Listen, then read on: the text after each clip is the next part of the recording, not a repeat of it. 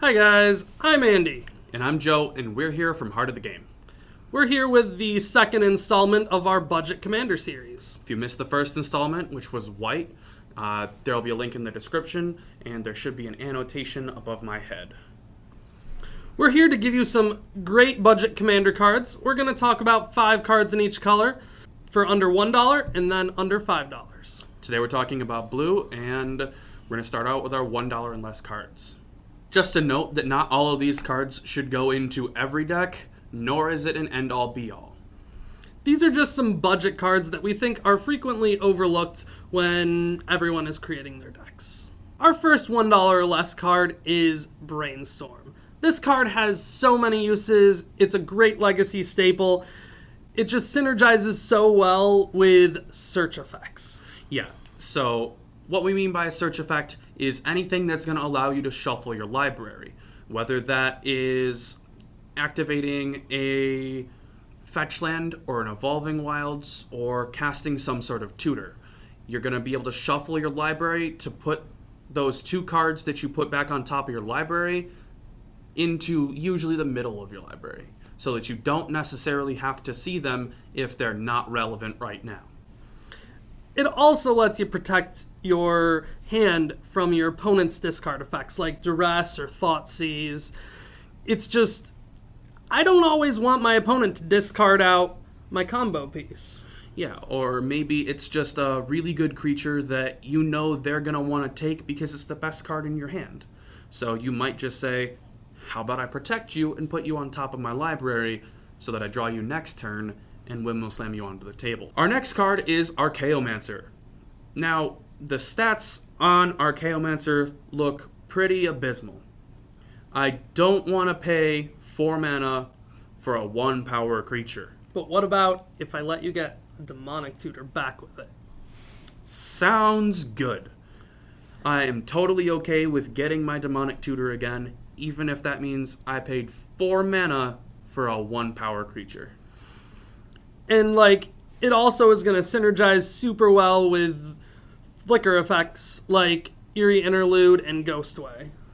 Yeah, it will allow you to reuse all of your Enter the Battlefield effects again if you get an Eerie Interlude or a Ghostway, or if you have a Ghostly Flicker where you can just reuse Archaeomancer and one other creature's Enters the Battlefield effect. You get to keep reusing your Reclamation Sage or anything with them. Yeah, you just get so much value out of it. Our next card is Curiosity. This 1 mana aura is just so good at drawing cards, whether it's pairing it with your Gutter Snipe effect that's going to hit each of your opponents and let you draw that many cards. Or if you're using it to go infinite with either of the Niv Mizzets that it goes infinite with. It lets you draw your deck with Niv Mizzet. And other times you just play it because when you connect for combat damage, maybe you just want to start drawing some more cards. It's pretty much always going to be a good card to put on your creature. Our next card is Ghostly Flicker. Now, you may recall I mentioned that when talking about Archaeomancer. And that's no coincidence, because it goes so well with Archaeomancer or Dualcaster Mage or Narumeha. Because with Narumeha or Dualcaster Mage, you're going to get to copy the Ghostly Flicker an infinite number of times, allowing you to get infinite mana. No, and sometimes I just want to protect my valuable creature out on the field. Like Itali or something, I just play Ghostly Flicker and when blank that targeted removal spell. Yep. Sometimes you just say, I'm going to get an ETB again, and I'm going to save my creature for 3 mana. Seems pretty good to me. Our last $1 or less card is Mission Briefing. This card is just like a monetarily cheap Snapcaster Mage. Yeah, if Snapcaster Mage was $1, I'm sure a lot more people would play it. Mission Briefing fits almost every bill that Snapcaster does. The only difference is I don't get a 2/1 body out of it. Yep, but you get to dig 2 cards deeper and potentially build up your graveyard so that you can delve away a few more cards. Or you can fuel Threshold if that's relevant in your deck. Or you can also use it to clear those 2 cards off the top of your library that you put back with a Brainstorm. And sometimes you just don't have the answer in your hand and you need to try to get 2 cards deeper. Mission Briefing might show you the answer that you need. Now we're going to move on to our $5 and less underrepresented blue cards. Our first one is Counterspell. You might not think that this is very underrepresented, but I think that a lot of people don't play it because they don't like counters. But counters are some of the most versatile things, especially Counterspell, because most counters don't hit creatures for the most part. Counterspell hits everything. I particularly like being able to counter creatures like Craterhoof Behemoth, when removal won't matter. This also can just stop that Consecrated Sphinx. Like, any big thing, you just want to stop your opponents from doing. Yeah, and it's just versatile because it can also counter a Torment of Hailfire or any other game-winning spell. Our next card is Clever Impersonator. Now, this is another just super versatile card for blue because it can become any non-land permanent. So if my opponent has a Teferi Hero of Dominaria or a Liliana Dreadhorde General, I can have one. Yeah, and if your opponent has a Rhystic Study, you can have one. If I have a Rhystic Study, I can have another one. And sometimes you might also just want to use it for advancing your mana base. If your opponent or you have a Gilded Lotus out. Yeah, that seems pretty good. 4 mana Gilded Lotus is better than 5 mana Gilded Lotus. Our next card is Imprisoned in the Moon. Now, if you know me, you know that I don't tend to play very many enchantments because I like playing the game mostly at instant speed. But this is one enchantment that is almost always in the consideration pile when I put together a deck. That's because, like, when your opponent has their commander out, you can play this and effectively nullify their commander by turning it into a land.